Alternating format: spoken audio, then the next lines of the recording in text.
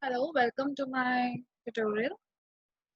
So in my last tutorial, I have explained you about create super user and how to log into admin and see what are all the users which we have created and whosoever is having access of staff user or who is having the super user and all those things, right? So let's first run this application again.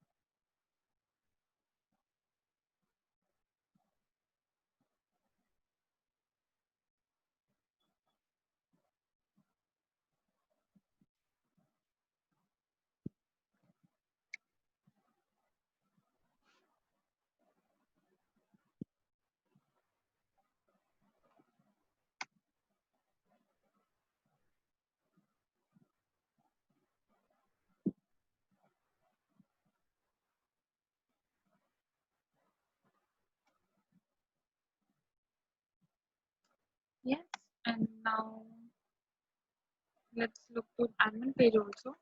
Open admin also.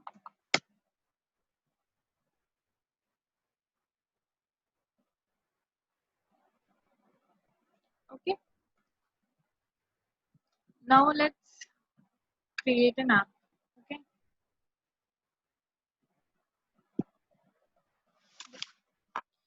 So for creating an application inside this project, the command is python manage.py start app and then the name of that app. So in my case, I'm giving it as employee. Employees. Okay. It is creating an employees app inside my project. Yeah, it got created. Now let's look into it. Yeah, you can see employees here. Okay, in my Visual Studio also, a folder name employees got created. Okay, and inside this folder there are some files which are not similar to the files which were there in our project. So there is one admin file. Here we will be managing, and where here we will be managing all the admin related stuff. Then there is a folder for apps, then for models. Here we will define all the fields which will be used in our database and test and views. Okay, so these are all the files that would be there in our employees app. Okay, now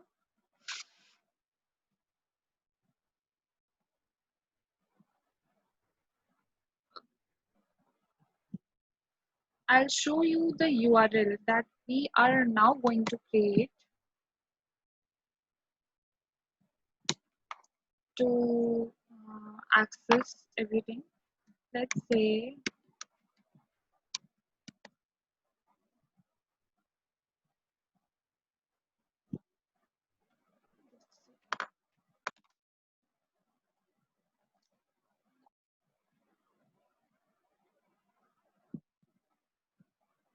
now before that, coming back to my project, first we will create models.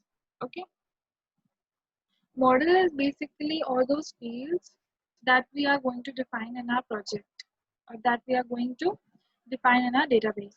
Okay, so starting with that,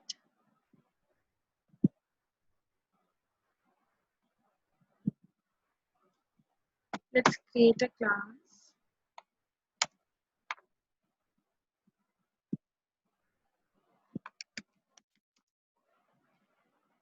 employee. Remember, all the models that we are going to define it over here would be inheriting models dot model. Okay, so this will differentiate that this is not a normal Python class. This is a Django models class. Okay, now uh, let's first discuss what are all the fields that we are going to take for employee. First one is employee number. Okay, then employee's salary. Okay, then employee's number is there, employee's salary, employee's name.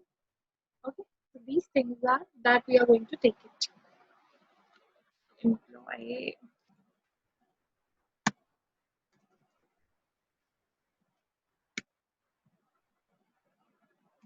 employee name.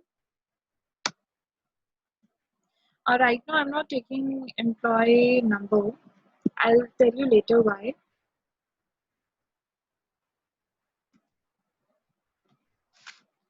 There is one field ID that is by default created in SQLite.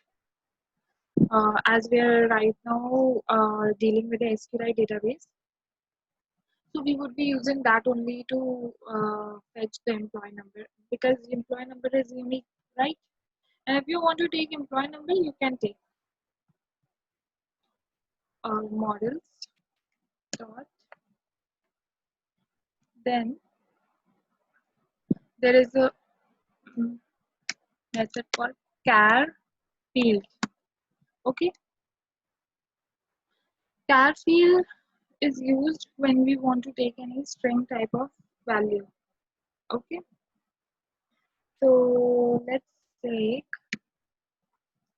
max length of it as 150. Okay, then employees, let's say first name, then employees last name equal to model dot char paid max, then let's say it's also 150. Okay, then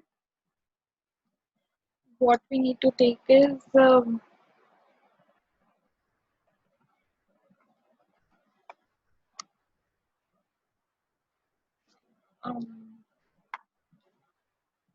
let's say employee detail. Okay, or employee department models.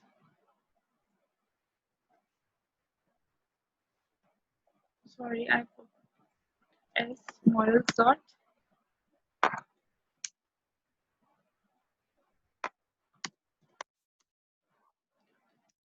text field. Okay, and then we are taking timestamp. Timestamp is basically when that employee got when that employee object got created.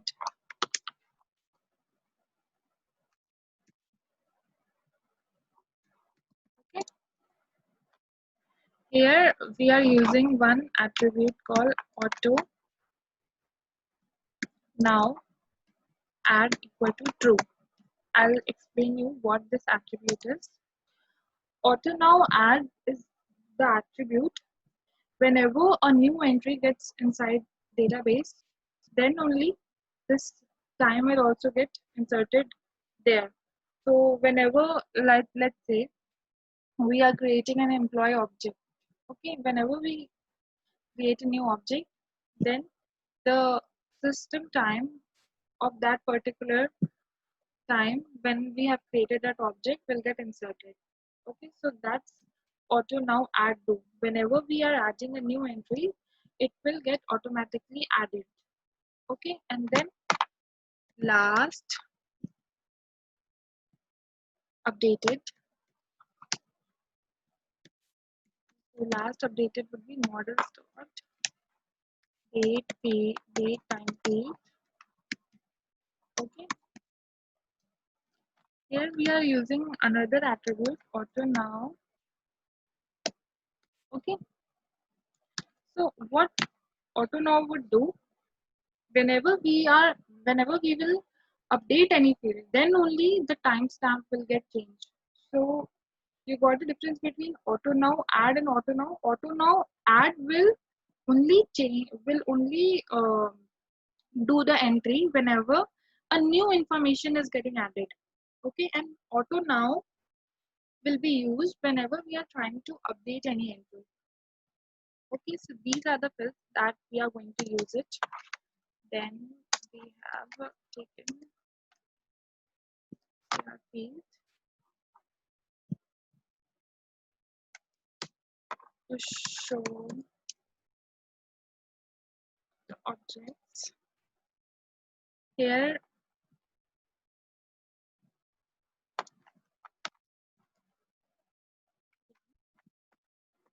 now we will be returning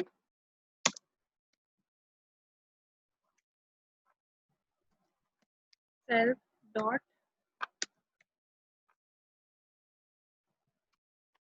employee first name,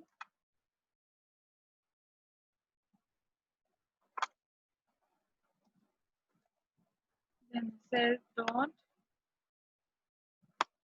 emp last name. Okay, so this is all for the models. Okay,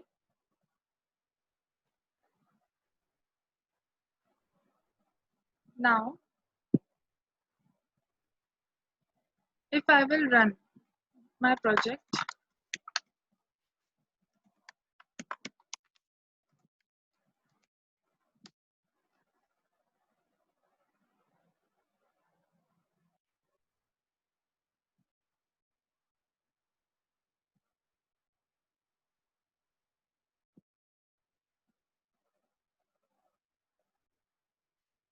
remember one thing which I haven't done right now is that we haven't migrated our project. Whenever we will be creating a new fields, okay, whenever we are creating any new field inside the model or we are modifying any existing field, then every time we have to migrate. Migrate is basically what it does is that whatever we are making changes in the model, it will reflect those changes inside our database. Earlier when we have used a command like python manage.py migrate, so it was migrating the built-in applications, okay, that didn't require compilation. But as we have created this model, as we are creating this application, and inside this application we are creating our model, so it needs compilation also. So for that there is one other command that we are going to run. First, let me show you uh, the admin page. There wouldn't be any changes right now, as you can see. Okay, it's just the same thing. Now, first, let's just apply the migrations.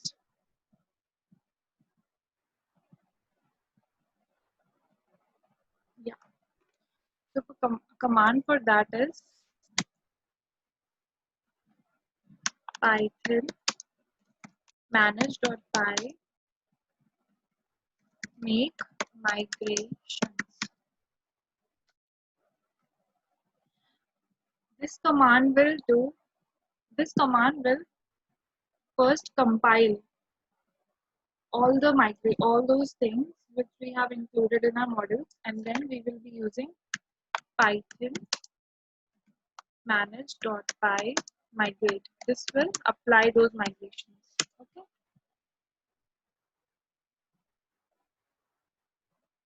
So there are two commands: make migration and migration. What make migration will do? It will, sorry, I've used manage.py migrate. what make migrations will do, it will migrate all those changes inside the database, and this migrate command will do, it will apply those changes. Okay, so first we are compiling those changes, and if everything goes right, then we are migrating those changes. Remember, every time whenever you are making changes in any of the fields inside the models, you have to do these two steps. First make migrations and then migrate. Okay, now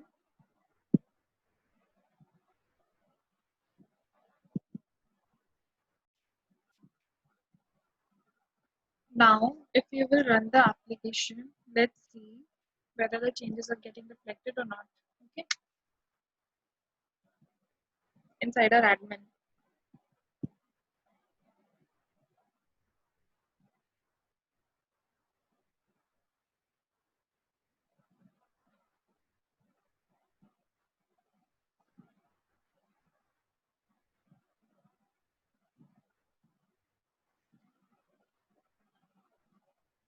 Yeah, now as the server got started, let's check.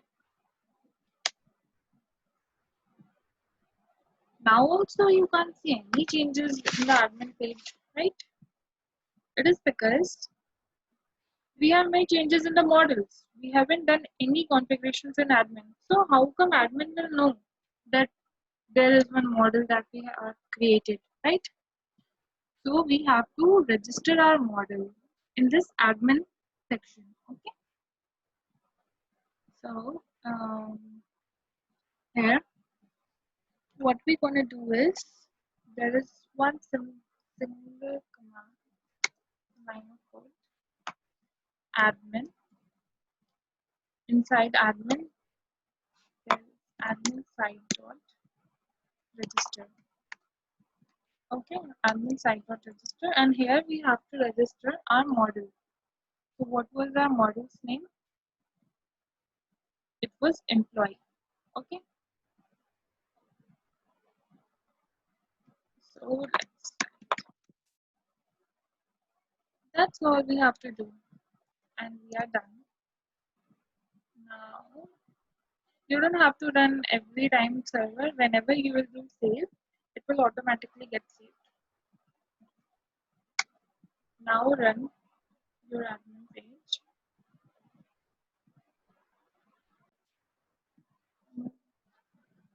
Still you can't see any changes.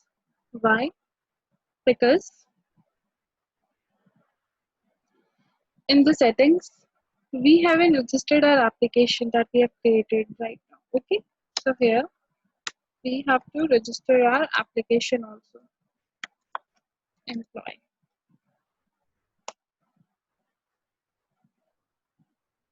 employees. Okay, now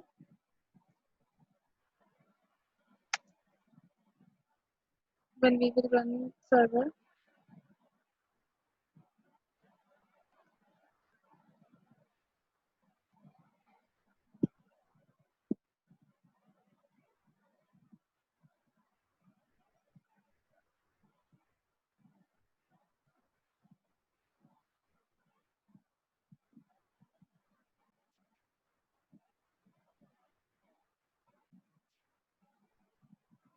in the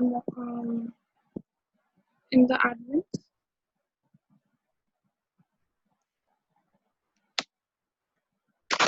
we haven't imported models.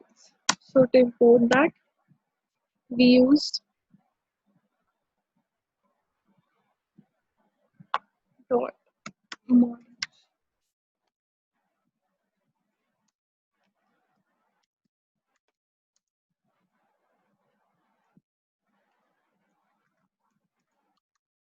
Okay, dot represents the current directive. So from the current folder, import models. From models, import employee. Okay,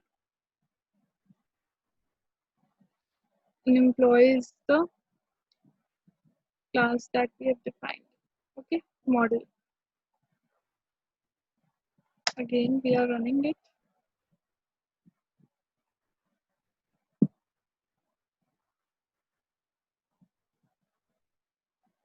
You can see here when we have used the make migrations, it is now showing that create model employee. It is creating that model. Okay, and since there is no error, now we can write command python manage dot py migrate. Okay, the above step in the make migration, it has compiled our model, and since there was no issue, so now we can proceed with migrate. It will apply all those migrations. You can see applying all the migrations employee, admin, auth, content type, session. Earlier employees was not showing there because we haven't registered our employees app inside the settings file, right? Now, when we will run server, we would be able to see the changes.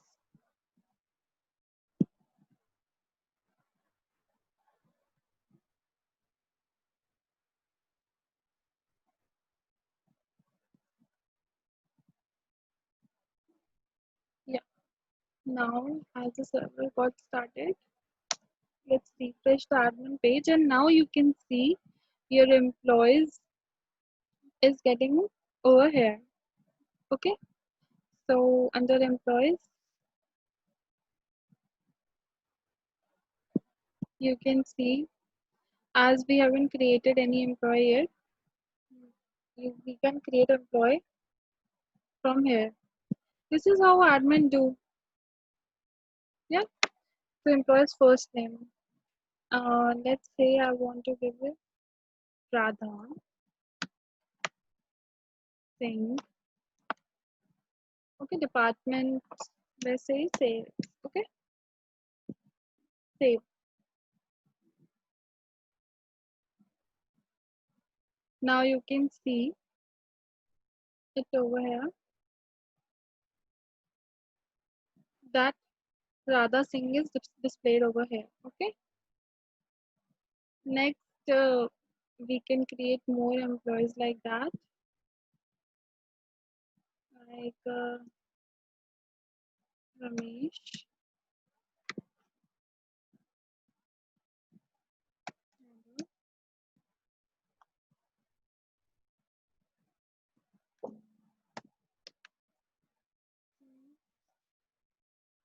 Okay. So now you can see there are two employees which got created. In our admin section, we can see those things. Okay, we can change, we can delete, we can perform actions, delete a selected employee, all those things. Okay, but can't you see anything which is missing over here? We can't see the date, and there were many fields which were missing from here. Okay, so what about that? We are only seeing the employee's first name and nothing else. This is not we did. This is how it is shown like this. Okay, and we don't want the information to be displayed like this. We want more information, like in MySQL or in Oracle or in any other database, the information for a particular thing looks like, right? So for that, we have to do changes in the admin class. Okay, so let's come here inside the admin page, create a class. Let's say employee admin. Okay,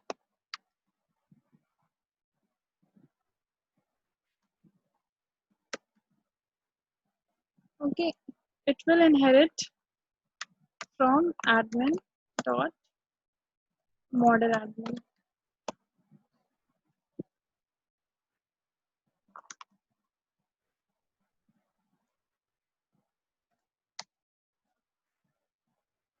Now, if you if you want to see other informations that we have taken in our models, then there is a attribute called list display, list underscore display.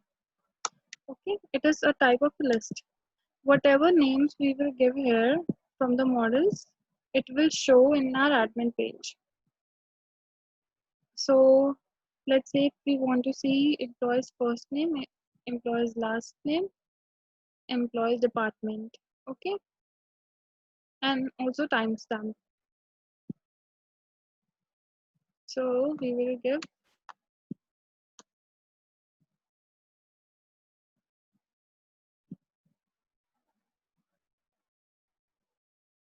first,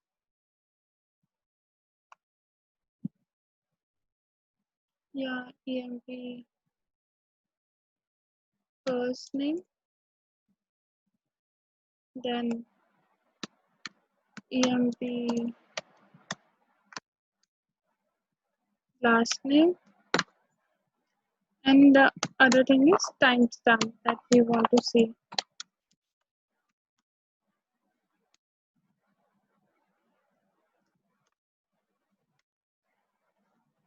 Okay, so these things we want to display. Now, if we will save and run the server, then we won't find any changes because we haven't registered this admin class also. So we have to register this class also. So we will pass it over here. Okay. So we have registered these two classes. Now no need to run the server again because when we have clicked on, when we have saved our project, then it will automatically run all those things. Now if you will refresh it, you can see the employee's name, employee's last name, and the timestamp also when we have created this one. Okay, so this is how we can see all those fields which we want to see by using list underscore display attribute. There are around 80 or more attributes. So you can learn everything in the Django documentation as per your need, but in this we are going to cover few of them, okay, which are used widely. Then you can see one thing that whenever I am clicking on Ramesh, it is opening the Ramesh page, okay, so it's like a hyperlink, okay, but whenever I'm clicking on Yadav or Singh, it's not hyperlink. So how can we make it a link? So for that, attribute is list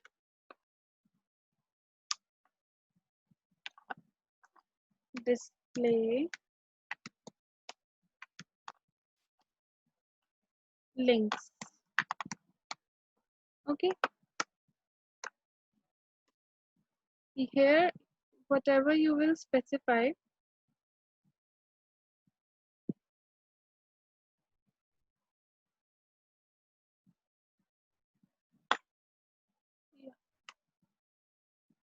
okay, let's say I want to make first name and last name as a link. So I have take use list display links as an attribute. Now when we will see our admin page, then you can find that Yadav and this thing, they also became a link. If we will click on Yadav, then we can also move to the page of Ramesh. Okay, so this is how we create link. Now there is one more attribute called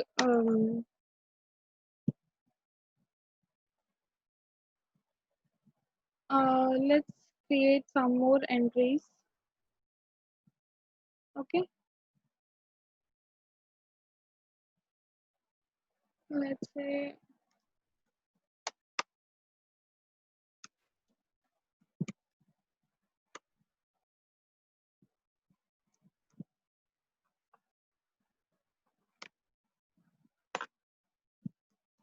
management department.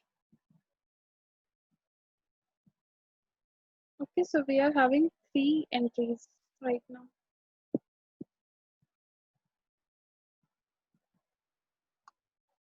Now we are going to use another attribute, that is filter. If we want to filter our information on, let's say, date basis, like we want to see last um 7 days data, or if we want to filter our information on the times, on the insertion date or the updation date, then there is one attribute called list filter. Okay, so inside this we are going to pass timestamp, and the other was last updated. Okay, let me check the field's name was last updated or not. Last underscore updated.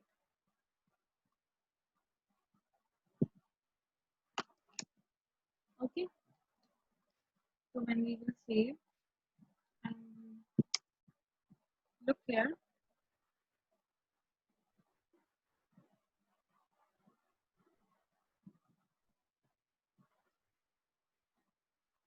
we can see this filter option also. Okay, for the timestamp and for the last updated, we can see today's day data, or past 7 days, this month, or years data.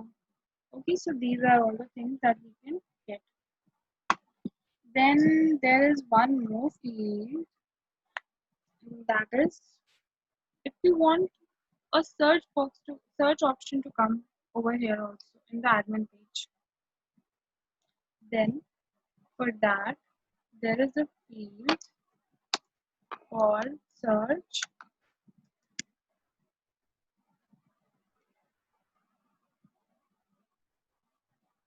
fields.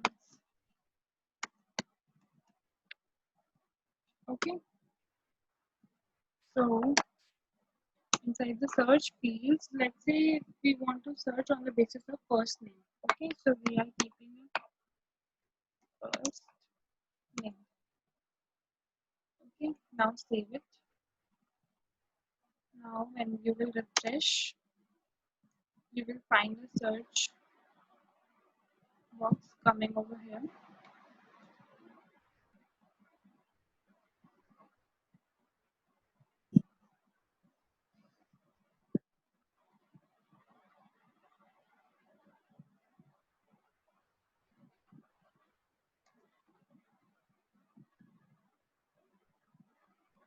Yeah, so here the search box also came here, and